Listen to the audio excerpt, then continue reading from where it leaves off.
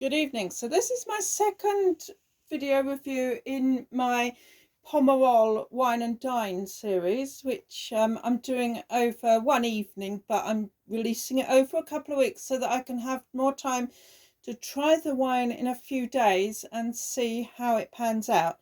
So I've just opened a 40-year-old Pomerol Chateau Croix de Gay at 12.5% from 1983.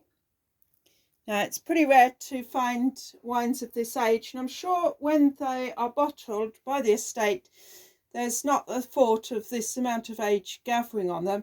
The cork has done pretty well. It came out more or less in one piece, but as you can see, it has absorbed a great deal of the wine, or in other words, it's absorbed a fair amount, and I can't help thinking that over time, because you don't know how the bottle has been stored, it's probably spent a lot of time on its side. I think the cork itself hasn't done the wine any favours, so I'm getting a really nice, it's far more red than it is brown. Beautiful looks, actually, and there wasn't a great deal of sediment either, which was remarkable. It's got a very sort of woody, aged aroma about it. There's not really a lot of fruit, but it's very drinkable, and it's, highly interesting to see how a wine of this type ages.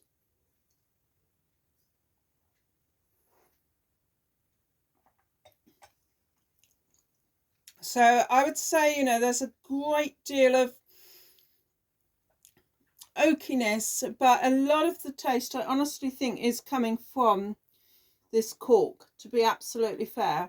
So my final analysis of this particular Pomerol, and Pomerol in general for aging, would be that from what I know of Saint-Emilion wines, which are the appellation next door, they're very Merlot rich, quite cherry plum wines, and there's not a lot of depth of tannins in them to take them through this amount of time. So when you're considering purchasing wine, what I would suggest is right bank wines are just not built to last in the same way that left bank wines are. A lot of left banks from the really big chateaus like Montrose or Margaux, they're only starting to even think about being opened at 15 to 18 years, and a lot of them have got the strength to easily soar through 50 years. But a Pomerol is probably going to be pretty much on its way out by 20 to 24 years max. Okay, so I'm pretty glad that I've tried this. It's been a really interesting discovery, but as far as the wine goes, it's pretty disappointing, and you wouldn't really want to spend the evening eating and drinking with this wine alone. It is basically what you could call a museum piece, and to be fair, very little more. However, I'm going to keep it decanted for a few days and see if I get much out of it. You can tell it's very good quality wine because recently I opened a 21-year-old Ventoux, and that had become almost like Madeira. Again, very drinkable, but disappointing as far as the Rhone would go, and not exactly something pleasant to spend the evening with. So my question is, what red wine is best with chocolate cake? And I haven't quite answered it, so I've got another wine. Today I've got H.J.Fabre Reservado Cabernet Franc of Mendoza, Argentine, 2018, and it's a mighty beast at 14.5%.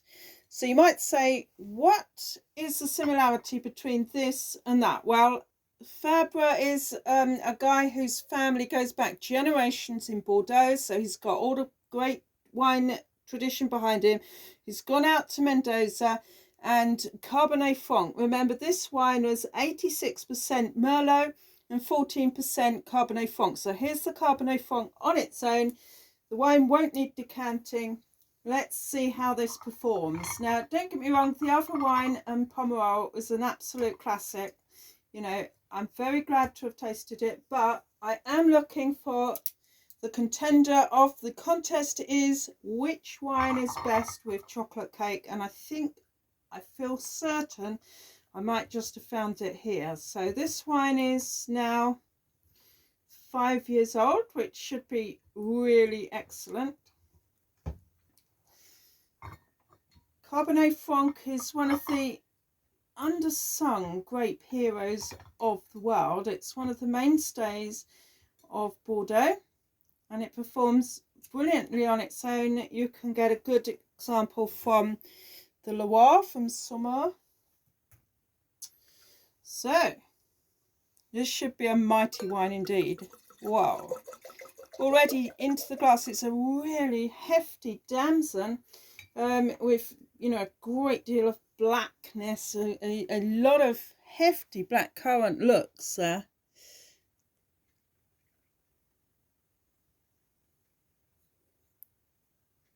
So on the nose, I'm getting, yeah, masses of bramble and black currant and black cherry.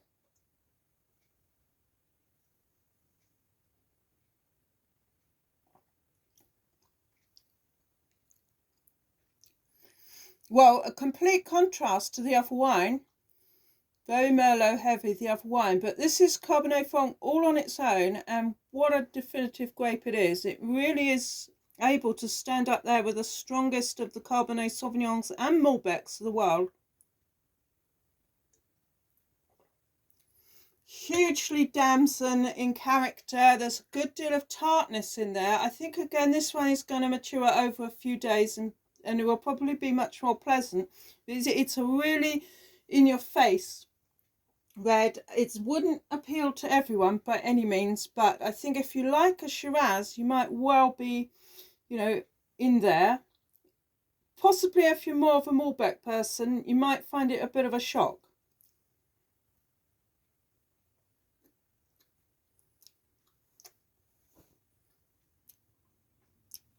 Well, we've gone from 40 years to 5 years.